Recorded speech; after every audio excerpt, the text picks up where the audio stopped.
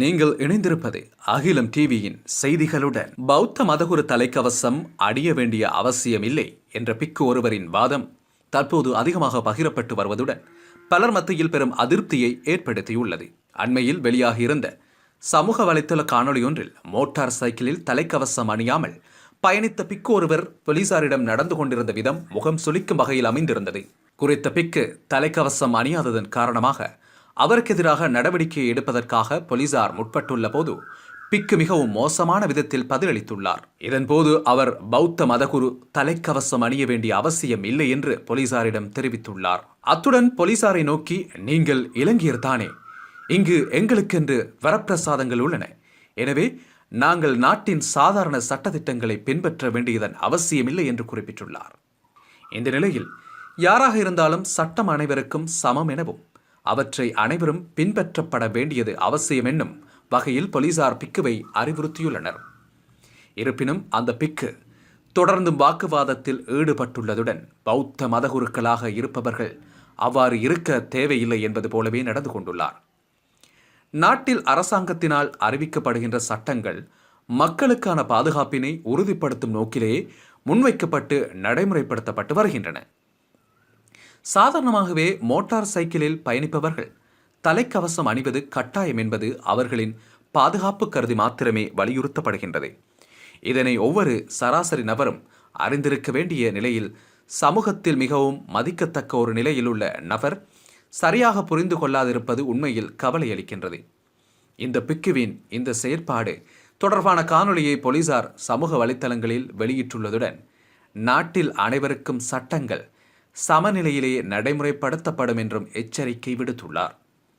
அத்துடன் பொது இடத்தில் ஒரு பௌத்த பிக்கு இவ்வாறு நடந்து கொள்வதென்பது ஏற்கத்தக்கது அல்ல. இது சமூகத்தில் அவர்களுக்கு வழங்கப்படும் தனித்துவத்தை இல்லாது செய்கிறது. அத்துடன் இது அரசாங்கம் வழங்கும் வரப்பிரசாதங்களை தவறான முறையில் பயன்படுத்துவதற்கு ஒரு எடுத்துக்காட்டாக உள்ளது என்பதில் சந்தேகமில்லை. இச்சம்பவம் மாத்திரமல்லாமல் பௌத்த பிக்குகளின் மோசமான நடத்தைகளுக்கு இன்னும் ஏராளமான சம்பவங்களை உதாரணமாக சொல்லலாம்.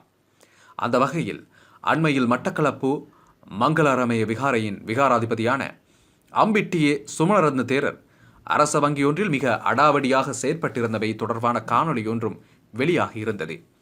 அதில் குறித்த பிக்கு வங்கி ஊழியர்களிடம் கத்தி சத்தமிட்டு பேசியதுடன் அவர்களை மிரட்டும் வகையிலும் அவமதிக்கும் வகையிலும் நடந்து கொண்டிருந்தார். இந்த நிலையில் நாடளாவிய ரீதியில் அனைவரும் இது மாதிரியான செயற்பாடுகளுக்கு கடும் கண்டனங்கள் எழுப்பி வருகின்றனர். இருப்பினும் நடவடிக்கைகள் ஏதுமே எடுக்கப்படாத நிலையில் இன்று வரையிலும் இதுபோன்ற ஏற்கத்தகாத சம்பவங்களும் பிக்குகளின் மோசமான செயற்பாடுகளும் இடவாத கருத்துக்களும் அதிகரித்து கொண்டுதான் இருக்கின்றன. தொடர்ச்சியாக வெளிவந்து கொண்டிருக்கும் இவ்வாறான பௌத்த பிக்குகளின் நடத்தை குறித்து அரசாங்கம் எவ்வாறு நடவடிக்கைகளை மேற்கொள்ளப் போகின்றது என்பது தொடர்பான கேள்விகள் பலரிடத்திலும் காணப்படுகின்றன.